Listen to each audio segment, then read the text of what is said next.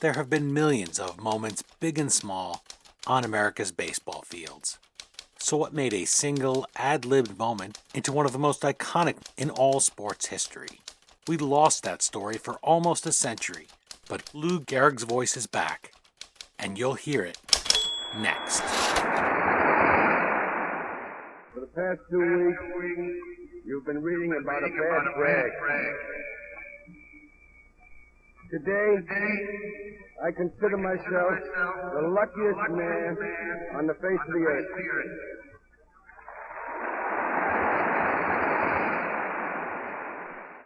When you look around, wouldn't you consider it privilege to associate yourself with such a fine-looking man as is standing in uniform in this ballpark today?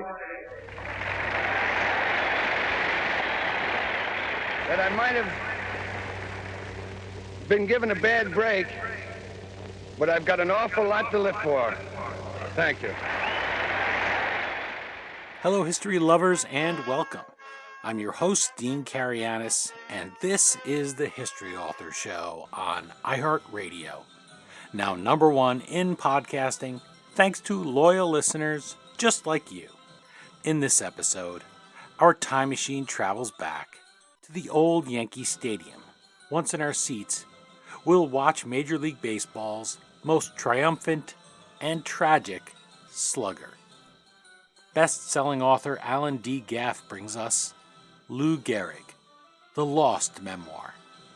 Now at first, that title might sound like hyperbole. How could we really have lost the personal reflections of someone as famous, as written about, as beloved, as number 4? Well, sometimes that happens in history. And boy, are we fortunate when an author like Mr. Gaff goes back and digs that up. He's not even a baseball author. He's a Civil War author who found this great gem, the kind of gem that every author dreams about. And because he found it, now we get to enjoy it. Gehrig was just 24. That's 14 years before his untimely death, when his sports agent arranged for him to syndicate his life at bat in a nationwide newspaper column. It's by tapping into these that Lou Gehrig comes to life again, speaking to us fresh in the 21st century. Alan D. Gaff is president of Historical Investigations, a company specializing in historical research. He holds a master's degree in American history from Ball State, and his books have earned a proud pedigree of praise, including awards of merit from the State Historical Society of Wisconsin, as well as spots as finalists for both the Distinguished Writing Award Army Historical Foundation and New Mexico and Arizona Book Award in Biography. You can visit our guest at alandgaff.com or on Twitter at alandgaff. That's Alan with one L, and the last name is Gaff. Okay, now that we've bought our peanuts and Cracker Jacks, let's find our seats in the grandstand for Lou Gehrig, the Lost Memoir.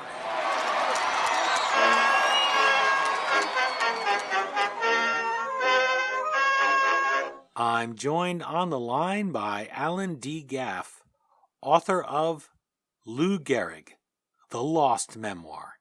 Thank you so much for making the time to play catch with me here on the History Author Show. Well, Dean, I'm glad to be with you today. Well, I saw the title of your book, I saw the cover, I saw the subhead, The Lost Memoir, and my reaction was probably not unique. I couldn't believe that a transcendent cultural icon like Lou Gehrig is the first one to have his player number retired. He's huge, larger than life, and he dies tragically, so people, of course, wanted to have a piece of you, wanted to keep you alive. You think they'd pore over his whole life and everything he'd ever produced, written, or said. And yet, somehow he left a lost memoir. I couldn't believe that was the case, much less that it went undiscovered for nearly a century. So how did you come across this incredible cache of columns, especially since you're not even a baseball writer? You're not a guy who's in there looking at the old sports pages. Your focus is the Civil War. So how did it fall to you to be the one who digs this out of the archives? Well, I'll let you in on a little secret as far as historians go. Sometimes the best stuff you just stumble upon. And that was the case here. I wrote a book that came out in 2005 called Blood in the Argonne on the Lost Battalion of World War I. One of the officers in the battalion was a Captain Leo Stromey from California. And he was wounded, went back to California as a hero. And as part of his recognition, was appointed a prohibition agent. He got involved in some illegal activity, was involved apparently in a plot to overlook smuggling of liquor around the San Bernardino area. So I thought, maybe sometime in the future this would make an interesting article, especially since one of the men he served with had been from West Virginia and had been caught moonshining, and his case was thrown out of court when he brought his Distinguished Service Cross in and showed the judge. Wow. So I thought I could compare those two, maybe to tell a good story. Well, as I was going through the California newspapers researching Mr. Leo Stromey, I just stumbled upon Lou's memoir in the Oakland Tribune in a column called Following the Babe. And it's like, I recognize the name. I don't recognize anything else, but I thought, okay, I'll check that out. So I guess the first thing I did was check the print volumes from the old Copyright Office files to see whether it had actually been registered with the Copyright Office. And although there was a copyright notification in the paper with the columns, it appeared to me from the print version that there was never a copyright issued. But to be sure, I requested a search by the Copyright Office, and it turned out to be the best $400 for a single page of paper I ever spent, because they wrote back and said that after searching under Following the Babe, Lou Gehrig, the Oakland Tribune, and the Christie Walsh Syndicate, which was his agency that represented him at the time, none of them had ever registered Following the Babe. So I'm like, oh, this is really good. So I dropped the story about Leo Stromey right away and started to do more research about Lou Gehrig and his Following the Babe columns. So that's where it all started. And you wrote me in an email. This is another thing that I guess people might guess when they see the Lost Memoir. Today, using a ghostwriter is expected for somebody who's in the public eye. And so people might assume, you say baseball people will even argue that, hey, he must have used a ghostwriter to write these columns. There's no way Lou Gehrig was sitting down there in the clubhouse and jotting things down. But you're convinced that Gehrig wrote the main portion of the memoir of the columns in the Oakland Tribune for himself. What leads you to that conclusion? Well, originally, when the columns started to appear, they were advertised as coming every day. Within a couple of weeks, he had cut back to 3 times a week. And within another couple of weeks, it had come to the point where it was scattered. Columns appeared out of order when they were numbered, and one of them just simply disappeared. So instead of the original 30 that were planned and promised, there were only 29.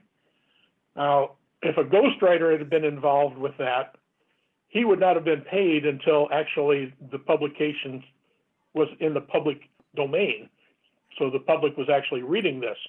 So I'm convinced that the main portion was written by Lou as he tried to do it himself, because he told his agent and the newspaper that he would do that. And it was advertised as written by himself in the paper over and over again. But I think he found out that it wasn't quite as easy as he thought, because by the time the World Series came around in 1927, his agent, Christie Walsh, had arranged for Ford Frick to help him with his columns, because the World Series columns had to be timely. If they came a day late, they were worthless. So they had to be done on schedule, which is why he needed to have a ghostwriter at that time. But during the main part of the publication of Following the Babe, I'm convinced that he did it himself, trying to keep up with what he'd promised, but finding out that he couldn't play baseball, take care of his mother, and be a writer at the same time. It's not as easy as he may have thought in the beginning. And yet, the fact that he even wanted to do it, the fact that his agent approaches him, Christy Walsh, and he's a shy guy, he's modest, and I imagine he also is so dedicated to others, is what comes across here in Lou Gehrig, The Lost Memoir. He needs to be approached in a certain way because a lot of players wouldn't want to do this, or they would want the ghostwriter. And yet, he cares about sharing these anecdotes. He cares about explaining what the game means to him. And he tells some stories in there that made me feel like I knew him beyond that moment, which was important to me to get to know him before he's just synonymous with the disease that took his life. The one thing that he writes that I wanted to highlight was he says, the boys used to call me Fatty. And he says, quote, they used to throw the ball wide to me just to get a good laugh when I started to waddle after it. And reading that, even after all this time, you could feel that pain of being the young kid. I mean, I know you spent 4 years in Little League and 2 years in the Pony League yourself. You know what that feels like. Even if you weren't the fat kid, even if you were talented and went on to the major leagues, nobody starts off that way instantly being a great player, and you're self-conscious as anything when you're a young kid. How many gems like that will readers uncover for the first time here that will help them get to know Lou Gehrig the way that you got to know him? Well, part of the problem for Lou Gehrig, he grew up, like you mentioned, being bullied by other kids. Back then they didn't call it bullying. It was just part of growing up. Now it's bullying. But he was also handicapped by the fact that he didn't learn English until he went to school in kindergarten. So he had a lot to overcome, and he was always self-deprecating. There were a number of illustrations from the book. I could read you just a couple. Sure. Part of his problem was he wasn't a good fielder. He was never a really stellar fielder. And in his memoir, he writes, feet like mine don't shift easily. They're too big. And the fellows on the bench used to kid me a lot when I'd fall all over myself trying to play first base. But they were nice about it too. Say, Lou, why don't you try catching, the babe said to me one day. With those dogs of yours, you could block an army at the plate. So, there he is admitting that he had faults and people made fun of him, but he took it good-naturedly. And I think that's the way it was meant by his fellow players. I'm smiling here while I'm listening. No one can see because it's radio, but a guy like that, you can't help but love in the clubhouse. You can't help but really respect and admire, which makes it all the more poignant when we see him standing there. He's frozen in time, right, on Lou Gehrig Day, standing there giving that speech that I played in the introduction. It's the 60,000 cheering fans and I guess the manager that need to prompt him to give that inspirational speech, and it's not a Hall of Fame speech. For instance, Jerry Rice, I remember him saying apologetically, can you just indulge me? Let me hear the cheer one more time when he gave his Hall of Fame speech in Canton, Ohio. Uh-huh. That's not what this is. He doesn't plan it to do this, Lou Gehrig, but they say you have to say something. And in those words, declaring himself the luckiest man, he praises his teammates, all those things. Even in that moment, when everyone's thinking of him, he's thinking of everybody else.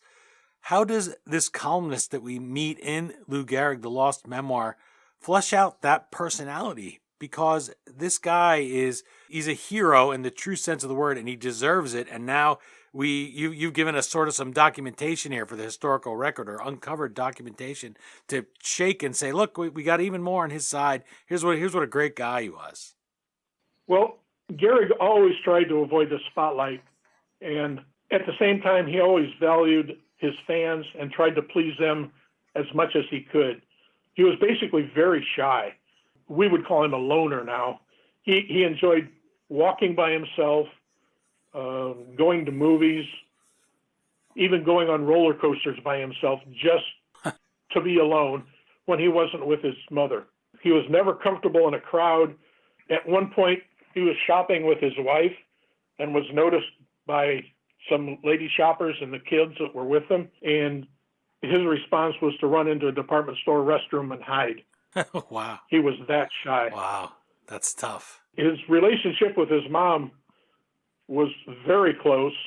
I'm sure he took a lot of teasing and ribbing from his teammates. Just as an example, When they would go to spring training in Florida, his mom would go along. And instead of hanging out with the other players, he and his mom would take long walks on the beach when they weren't in practice. Basically, in the off season, almost all of his time was spent with his mother. As a matter of fact, one of the things that I put in, and I was surprised that Simon & Schuster allowed me to put it in, was his mother's recipe for pickled eels. There was a big deal in the New York press about his love for pickled eels and how the other Yankees learned that if they were in a slump, Lou could bring pickled eels to the team. They'd have a snack, and their hitting would improve. So they got to the point where they were big fans of pickled eels, too. So I thought it was only appropriate that I put in her recipe for pickled eels. Now, I will confess, I never tried them. They sound disgusting. But at the time, apparently, they were a delicacy. But that just shows how times change over the course of time. You mentioned putting that recipe in, and it reminds me to let listeners know that there's some cool sections in your book. This isn't a book that you pick up, you start it, you just lay out all the columns for us in a row, and then we get to that 29th one, and the book ends with your thank yous. You include, for instance, a section titled Lou Gehrig's Tips for Watching a Baseball Game.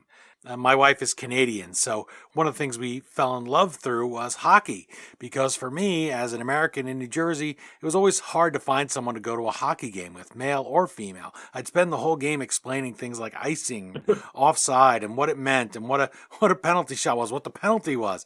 Where is that from? And do you have some other favorites in there, some little gems that you think fans would benefit from when they watch a game in 2020? His tips were published on June 2nd, 1940 in a number of newspapers. It was about 11 months after he retired from baseball. They were in an article by a columnist named Jack Schur, who in the article remembered that Lou talked about baseball as though he were still playing it, even though he'd been out for almost a year. And most of those tips still apply today. I mean, you should know the rules, first of all. You should read news about baseball and baseball reports, so you know what players are what teams they play for, what their capabilities are, and you should also be able to visualize what the possibilities are before the ball is actually pitched. But most importantly, he said you need to watch the ball and not be distracted by other things going on the ball field, like the coaches on the coaching boxes, or something going on in the grandstands, an outfielder doing something stupid. Watch the ball, because that's where the action is. But ironically, in the tips, Lou does mention that the umpires are usually right. But the irony here is Lou Gehrig had a long history of contesting calls and being thrown out of games. He had a temper, and he was not above throwing bats. When he got into baseball, he was an exceptional human being. He didn't smoke, he didn't drink, he didn't swear. But by the time his career was over, he would drink, he would swear, and he would cuss. So he learned baseball. Baseball changed him. Yeah. The inside baseball. You're mentioning there about him being a guy who liked to spend time with his mother, wasn't out partying with the guys. You say it surprised you to see just how clear this demarcation was in the 1927 Yankees between the ones chasing booze and broads led by Babe Ruth. I guess you could say the Babe, booze and broads, it sound like they go together, hot dogs, cramming all the food, and he was a guy of such huge appetites. And then you have the more sedate and restrained guys, and of course you had Lou Gehrig in that group, it sounds like. Yeah, it was almost like there was a dividing line in the team, although they would play together well as a team on the ball field. When it came to social activities, booze and broads for the majority of the players were more interesting. You probably wouldn't be surprised that there were numerous divorces among the ball players in that group. And as far as the more sedate players, like I'd mentioned, Lou liked to be alone. Earl Combs was another one of those. He liked to read his Bible in his hotel room. Herb Pennock was another one, the low-keyed guys. He was the pitcher who lived at Kennett Square, Pennsylvania, and raised hounds and foxes and so that he could ride to the foxes like the English gentry did. So a big split in the two factions, basically, within the Yankees in 1927. How did other players and also the fans on other teams, how did they feel about Lou Gehrig? Did they embrace him, or did they catcall him, give him a hard time because they knew that he was so good? Or how did they react? I think everyone in the country liked Lou Gehrig. There was nothing about Lou that caused an uproar, except with occasional umpire, but the fans loved him everywhere. And it became obvious on Lou Gehrig Appreciation Day in 1939 when he was given gifts from other teams that had long been opponents, either in the World Series or during the regular season. So he was held in high esteem by virtually everyone who recognized that he was an exceptional human being. You wrote me that you recently finished reading A Season in the Sun, The Rise of Mickey Mantle, and that brought back memories of your being a Yankees fan in 1956 when you were the age of 8. How did you look back? I mean, at that point, obviously Gehrig has stopped playing. How did you look back on him, and how should we remember him? What kind of hero in an age when people were still learning to be baseball heroes and, in fact, learning to be superstars, to be heroes at all, right? The term superstar didn't even come out until Elgin Baylor. I interviewed Bijan Sebain, his book about Elgin Baylor, the first player called a superstar. You know, we don't have games televised every minute when he's a young kid, for example. So how does that apply? What kind of hero was he, and what does he tell us about how to carry celebrity today? So at the age of 8, I was like a lot of kids at the time. You know, the Yankees were the powerhouse team. Every kid likes to root for a winner. And with Mickey Mantle coming in as basically the replacement for Joe DiMaggio, who'd replaced Gehrig, who'd replaced Babe Ruth, it was just kind of like a genealogy section there. So that's where I guess I got my real interest in baseball, was watching baseball with my parents and my brothers on television. And I guess that's probably what inspired me to go out and play catch and, you know, play like what they used to call town lot with the neighborhood kids. And there were always a lot of kids around at the time, so we always had 2 teams. But I guess I got good enough that I could play 4 years in Little League and 2 years in Pony League, and wasn't terribly good, but good enough. Good batter. I was a good batter. I could hit for a high average. Never hit many home runs. I think I only hit 2 home runs in my 6-year career, but I hit with power wherever I hit. So I was good in one aspect of the ball game, but not a terribly good fielder. Sort of something I shared with Lou Gehrig. Do you have big feet? You figure your shoe size is the same as him? No, mine are only 10 and a half. Yeah, so see, he would have envied your feet. There you go. It's time for the 7th inning stretch. You're enjoying my conversation with Alan D. Gaff. He's the author of Lou Gehrig, The Lost Memoir. You can visit our guest at alandgaff.com or on Twitter at alandgaff. Publishers Weekly writes of the book, quote, "Special mention is given to Gehrig's legacy. Even in his final days, he dedicated his life to trying to help others who were suffering from their own hardships. Gaff's volume is a fitting tribute to an inspiring baseball legend." You mentioned Gehrig's relationship with his mother and how he really does seem to care about the little fat kids and the poor schlubs and the ones with mothers home suffering from pneumonia, the kids without fathers. Even though he runs into the bathroom at that point, even though he's shy, that doesn't mean that he doesn't care, that he doesn't appreciate his fans. In your acknowledgments, you jokingly call Gehrig your co-author. And that made me think of the really unique position that you're in here. You're helping Lou Gehrig to help others a century after his death. So how does that feel? How do you feel going forward with this book? Because this is a unique collaboration, I want to say, even though he doesn't know you're collaborating with him. You clearly felt the weight of history on you as you're tackling this project. Well, first of all, I'll confess that Lou Gehrig was the ideal co-author. First of all, his part of the book was already done. so there was no schedule to meet on his part. We never had a single argument, and he was obviously more of a celebrity than myself to bring attention to the book. So a great, perfect partner. I mean, I'm thinking you must have felt pressure to do him justice. He was always concerned about his public image, the way he was perceived in the press and by the fans. Lou knew that a college education would have given him a chance at a better life than his immigrant parents ever had. Lou didn't want to leave Columbia, but he felt an obligation to support his family when his mother became disabled. He was really good at getting over his naivete, although at times he had a problem with that. I can read another excerpt from the book for you about how he was treated. He said, "One of the greatest laughs I ever gave the boys occurred in Chicago in 1923. We were sitting around the hotel lobby one evening punching the bag about this and that. I happened to be reading the sports page of one of the Chicago's papers.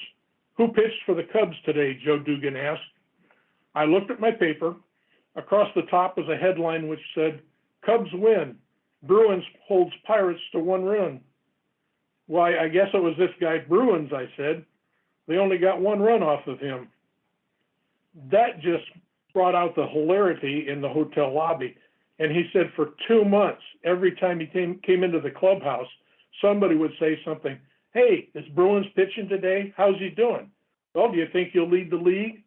So again, it was the camaraderie of the baseball team with a combination of his innocence as well as his willing to take a joke, even if it was on himself. Yeah, he's telling a joke on himself. And retell it. You know, he doesn't have to retell that moment. And he would always say, "The circumstances under which I quit college weren't pleasant, and I felt pretty badly about it."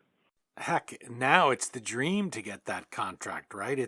That's a well-worn path. It's more valued than a college degree by probably everybody. I mean, there's a few people. I know Ray Rice at Rutgers, he promised his mother that he would go back and he was going to get his degree when he left early for the NFL. But today it would be, what are you talking about? You're going to be in Columbia. The Yankees offered you a contract, go to the Yankees. And so that gives you an idea, not just how it was a different world, but also his feeling of commitment and how he doesn't want to let his mother down, how he struggles and he wants to do the right things for others, not just for himself. He wants to play, I'm sure. He wants to be in school, but he wants to provide for her first and foremost, I guess. Yeah, exactly. He thought more of his mother than anything else. Towards the end of his memoir, he basically calls his mom his best pal. Their relationship was that close. It was more than mother and son. It was actually a close bonded friendship. The one interesting thing about his father is basically the only time he mentions his father in his memoir is when he talks about him being sick and him being forced to leave college to support his mother. There's much more about his mother than there is about his father. His father survives. His father didn't pass away until after he was dead. I've mentioned in my essay that he ended up in a hospital for the insane in New York, upstate New York, I believe. But I was never able to determine whether it was dementia or something else.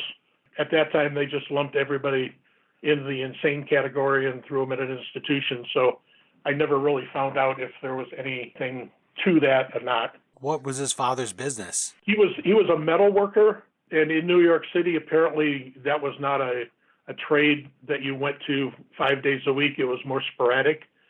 So he was basically a part-time worker when he could find work.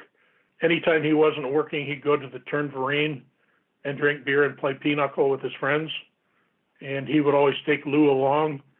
And that's where Lou became interested in physical fitness, because he'd play with the barbells and the dumbbells and the stretching machines as part of the physical culture that the Turnverein supported at the time.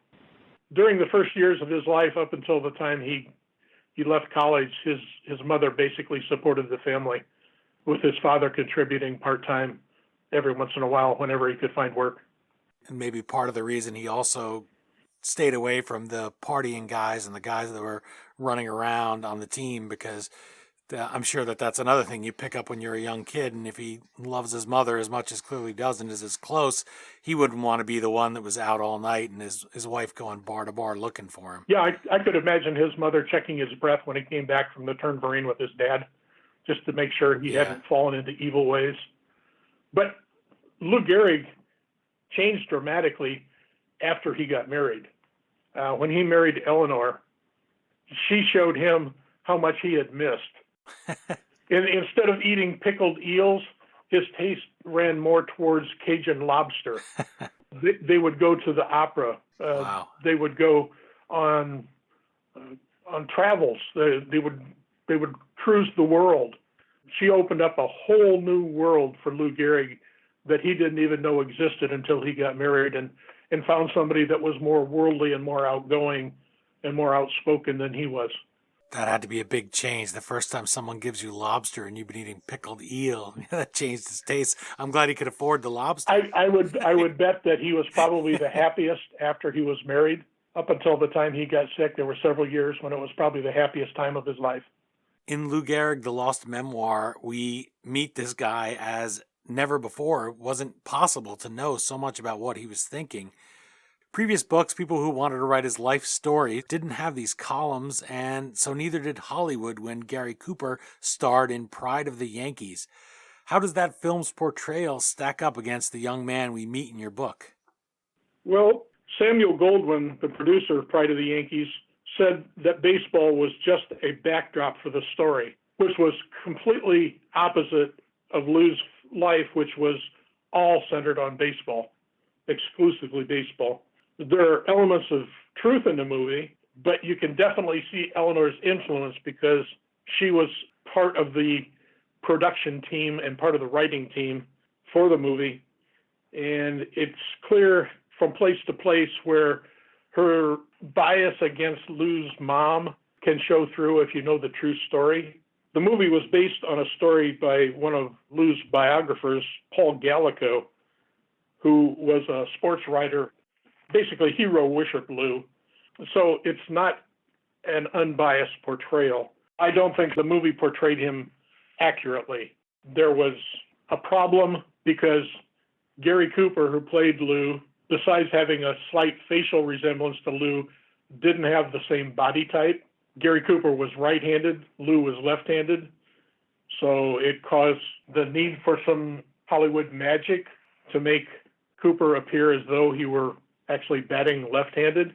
I guess I'm not sure about how accurate it is, but there are stories that the filmmakers reversed the number on his uniform and then reversed also the footage to show him actually converting from a right-handed hitter to a left-handed hitter just because Hollywood could do it. Yeah, I guess that would be the easiest way to solve it.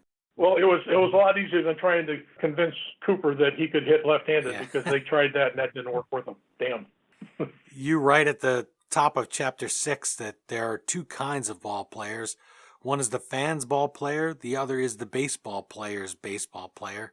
What kind is the man we meet in Lou Gehrig, The Lost Memoir? He was definitely the ball player's ball player. Everyone who played with him, played against him, had the utmost respect for Lou Gehrig as a man, as a ball player. There's no disputing the myriad of records that he established over the course of his career, even cut short as it was. They also respected him as an individual, the way he lived his life, the way he doted on his mother, even though they sometimes ridiculed it. They respected him immensely, and it was probably a case where he was the most beloved baseball player across all teams, both leagues, at the time of his death.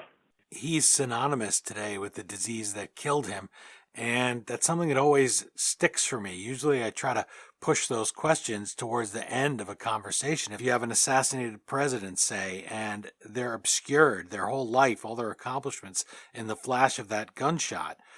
The Lost Memoir introduces us to the Iron Horse over a decade before his diagnosis. He's only 24 at that point, still young enough to reflect on his childhood, those unathletic moments, but he also can look forward and, for instance, doubts the Hall of Fame. He's not sure he'll make it into the Hall of Fame and get voted in.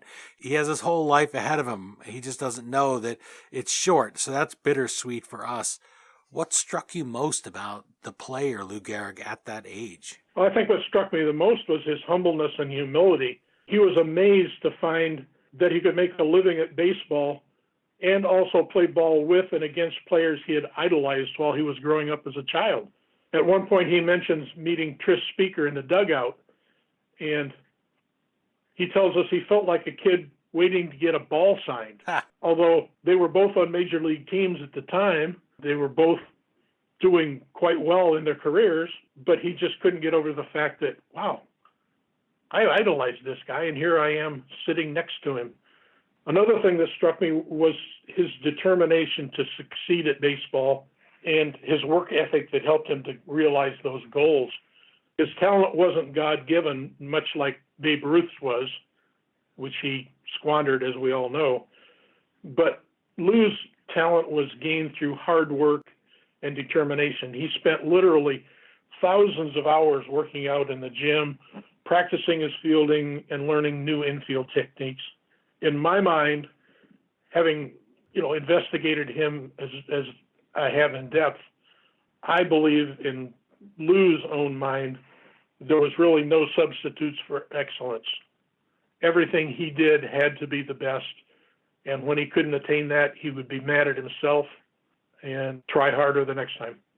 You include a biographical essay. It's another one of those little nuggets in your book, Lou Gehrig, The Lost Memoir. It's not just a list of these columns. If people are thinking they can just go and look those up, well, why was it worthy of a book? It's much more than that. It has all these extras and the context that you give Lou Gehrig's life at this period of time. What do you hope that essay delivers to readers as they reflect on Lou Gehrig's life? And maybe if they're a young baseball player today, they're reading this great from the 1920s speak directly to them. I imagine that if I was young and I was chubby and I loved the game, I would be saying, wow, Lou Gehrig was also fat. People made fun of him too. His feet he felt were too big. We all have insecurities and things that make us think, and unfortunately other people tell us sometimes, hey, you'll never make it, kid. So what do you hope that they'll get out of that and out of your whole book? Well, first of all, my essay portion of the book is filled with numerous additional facts that haven't appeared in other biographies. The first new information appears in my first sentence, where I correctly identify the birthplace of Lou Gehrig. In the 1950s, his mother, the mayor of New York City, and other notables, of course, unveiled a plaque outside his birthplace. This information has never been discovered by other biographers, but I went with the source and figured that Lou Gehrig's mother would know exactly where she was when he was born. So Yeah. I gave her the benefit of the doubt there. There are also other biographies that end with Lou's death, but I think there's more to his life story than that. So I have an additional chapter detailing his impact on American life, especially on his impact on World War II. And since I do a lot of research in contemporary sources, like newspapers, there's a lot of local flavor and long forgotten incidents that were common knowledge in the 1920s, but are unknown to today's fans. And I love to uncover stuff like that. Yeah, me It too. makes the players human and relatable, from the flamboyant Babe Ruth to the virtually silent Bob Musial to Earl Combs, who would never shut his mouth. And where else can you read about John Grabowski, who could accurately spit tobacco juice through his catcher's mask? Or read about Joe Dugan, who would gamble away his entire World Series check every time he was in the series. Wow. I mean, these are stories that really should be told, but have kind of slipped through the cracks over the years. So hopefully readers will get a positive impact of what life was like, especially on the 1927 Yankees, the famous Murderers Row, the beginning of the Bronx Bombers. It's especially important since you mentioned about never shutting up and about players that are talkative as opposed to ones like Lou Gehrig. It strikes me that today we see these sports icons all the time. And we see, they have Twitter, they have Instagram, they're always talking, they're doing videos. We know almost too much about them, I would argue. It's nice to not know. It's nice to be able to go away from people or just have them focus on one thing. And that goes for actors or politicians. Look how long we spend now getting to know each and every candidate and going into every little bit of them and them answering everything online. And it's all very out there. There's that old saying that no man is a hero to his valet. And I say it's made us all into valets. We're all with them all the time. We know everything about them. Here, these are things that Lou Gehrig might have tweeted himself if he had Twitter or might have put on Facebook. These are things that are a glimpse of him that we don't get from the image just of him playing the game. When I started this project, it was always Lou Gehrig this, Lou Gehrig that. Yeah. But by the time he ended, it was just Lou. I noticed that too, and I was going to mention it at one point. I didn't want to make you feel self-conscious that I was going to say the man that you call Lou now, you've gotten to know him so well through the book, and I think that's how people will look at him is as Lou. You get to know him as a guy, and I think he probably would be pretty okay with that. It seems like he wasn't a demand Mr. Gehrig kind of guy. It doesn't seem like. Not at all. And I think that's one of the things that people will take away from reading the book. I just think it's so important not to see his life distilled down to giving that speech and then the guy passes away and he's a tragic figure. I have a friend from middle school and she unfortunately has Lou Gehrig's disease. And I know in her life, she doesn't want it to be defined as just the disease. And that's so important in your attitude that you have when you have a terminal disease, which unfortunately ALS is. Here, you give us back Lou Gehrig as a hero. You give us back him as a young man with his whole life ahead of him, because whether you're Lou Gehrig, whether you're Alan D. Gaff, whether you're Dean Karayanis, we don't know what tomorrow or the next 14 years is going to bring. And so I just thought that was really valuable. And I think that's a pretty good pitch for your book, because I think meeting a young Lou Gehrig just seems like, gosh, I'd want to sit down with that guy and just hear about his life. One of our friends got an advanced reader copy of the book. She knew basically nothing about baseball. But being a good friend, she said she'd read it anyway because she likes to read. And when she finished, we talked with her and we asked her what she thought about it. And basically her comment was 3 times in our conversation, it's just delightful. That's nice. And that very well sums it up. Yeah. That's what it is. It is a delightful look. But at this point in our history, it's like Lou Gehrig is sitting in your living room telling you his own story. Nowadays, in our age of divisiveness and partisanship, it's refreshing and comforting, actually, to hear from someone who had a gentle spirit and was genuinely kind, someone who felt lucky and basically grateful for life and appreciated the opportunities he had. At the risk of sounding trite, it's a genuine Horatio Alger story of someone going from humble beginnings to the pinnacle of success through hard work and determination. So hopefully people will take that away from reading the Lost Memoir. We have time for one last at-bat, and as regular listeners know, I like to look at the acknowledgments, the thank yous, and at the author behind the book. You and your wife, Maureen, recently celebrated your golden wedding anniversary. December 27th is the date, 2019, that was the 50th year.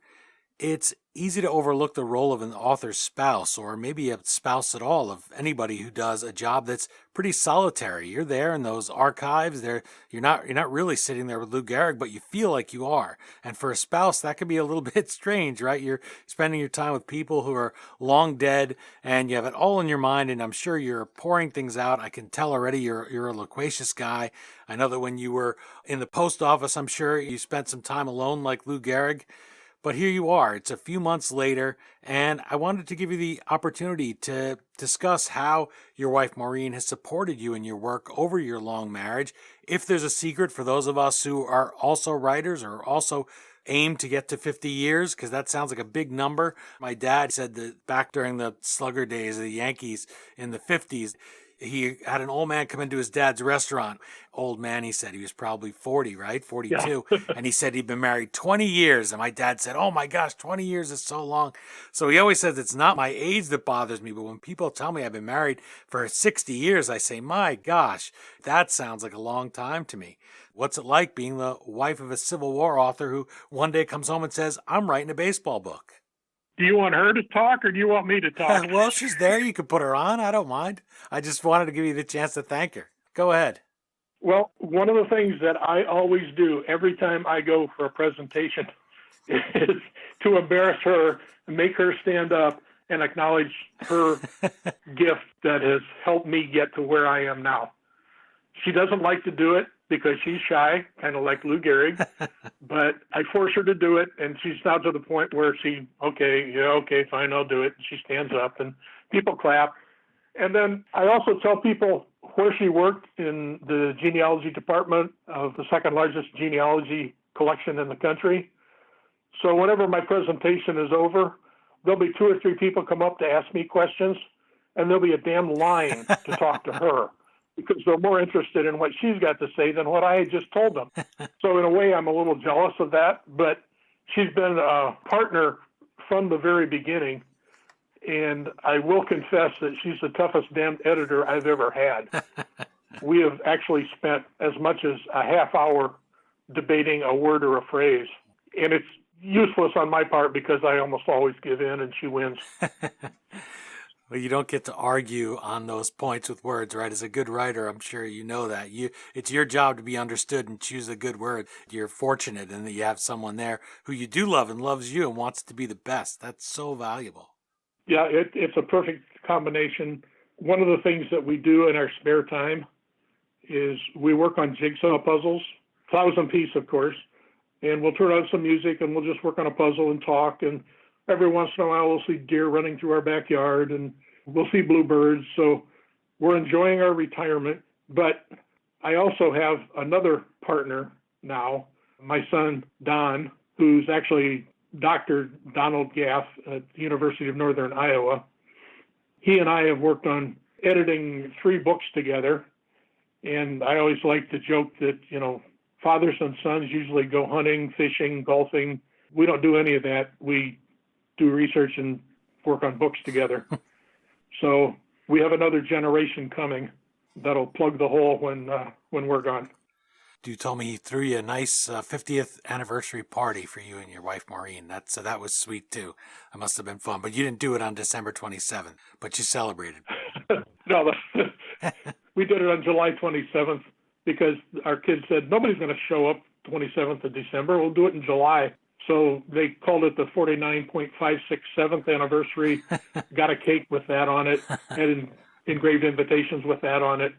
So our kids are kind of smart asses, but I like that too. I think they got some more of that from their dad than from their mother. How did you pick that date anyway, the 27th of December, not the marriage month? I was in the Army at the time, and that was my Christmas leave. Aha. And we almost didn't get married because we didn't realize we had to get an exemption from a judge for a waiting period. So we caught the judge just before he left work that day at the courthouse so we could go ahead with our marriage. And then just to celebrate our marriage, our son Don was born on our first anniversary. Oh, wow. So it's easy to remember his birthday. There you go. You have 2 things to remember. Well, it won't take you long to figure out, given the fact that Christmas is the 25th and Don's birthday is the 27th, exactly how many anniversaries we got to celebrate. I believe the 50th was our first. Well, Alan D. Gaff and your Boxing Day bride, Maureen. I know it's a day after Boxing Day, but that sounded really good. Who doesn't love alliteration? Boxing Day bride. Your book, Lou Gehrig, The Lost Memoir, your friend was exactly right. It is delightful. I want to thank you for joining me and for uncovering these columns buried deep in the historical record. It's a unique opportunity to hear from an American legend. We can get to know Lou Gehrig right in our bedroom. We can get to know Lou Gehrig right in our living room, as you just said, or carry him with us anywhere we want. It really was a special book, is a special book. I hope that listeners will pick it up and check it out, even if they don't think they're a huge baseball fan, even if they're not worried about the Yankees, even if they don't like the Yankees. I hear that there's one or two people out there who don't like the Yankees. But anyway, you can pick up the book no matter where you come from and enjoy just meeting a good guy, because in his life, baseball was so important. He's identified with it, but he had so much more to give us. He's a hero that we can always look up to, and he may have big feet, but not feet of clay. I doubt you'll need it, but I do wish you good luck. I don't think readers will be able to resist this historical gem. Thanks so much for your time. And I did notice that your wife didn't want to go on the air, but tell her I appreciate her giving you little cues there anyway, because I know that she helped you. It's like I spoke to both of you anyway. Well, thank you, Dean. And I appreciate the fact that you changed your wording so you didn't get to learn about Lou Gehrig in the bedroom. Yeah. I'm glad you cleaned that up. Well, yeah, like I said, you can carry him anywhere. Now I gotta leave that in a mistake. But hey, you can have him on your nightstand. That's what they used to say, right? What's the book on your nightstand? Well, Lou Gehrig, the Lost Memoir, is a great book to put on your nightstand. So I meant it that way. I was being clean. Okay.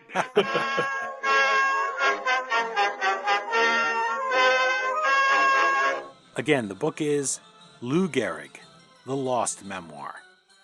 As always, you can find the Amazon link to purchase your copy at thehistoryauthor.com page for this episode. By buying the book through us, you help keep the flux capacitor on our time machine humming like usual. My sincere thanks to Alan D. Gaff for joining us and for recounting the bad break of baseball's Iron Man. Find him online at alandgaff.com or on Twitter at alandgaff. And while you're at it, let us know what you think of the book and the interview on Twitter at HistoryDean, Instagram at The History Author Show, or Facebook.com/HistoryAuthor. That's it for this installment of The History Author Show. I hope you join us for our next all-new interview right here on iHeartRadio. And if you're an iTunes subscriber, please take a minute to leave us a review. Thanks so much for time traveling with us today, and have a great week. Katie was baseball mad, had the fever and had it bad, just to root for the hometown through every Sioux. Katie Blue. On a Saturday, her young beau called to see if she'd like to go to see a show, but Miss Kate said no. I'll tell you what you can do. Casey saw all the games, knew the players by their first names, told the umpire he was wrong all along, good and strong. When the score was just 2-2, Casey knew what to do, just to cheer up the boys she knew. She made the gang sing this song. Take me out to the ball game, take me out with the crowd. Buy me some peanuts and Cracker Jack.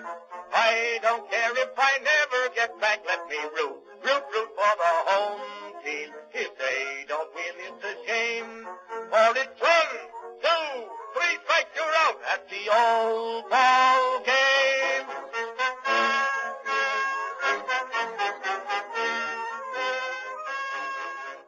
So you didn't get to learn about Lou Gehrig in the bedroom. Yeah.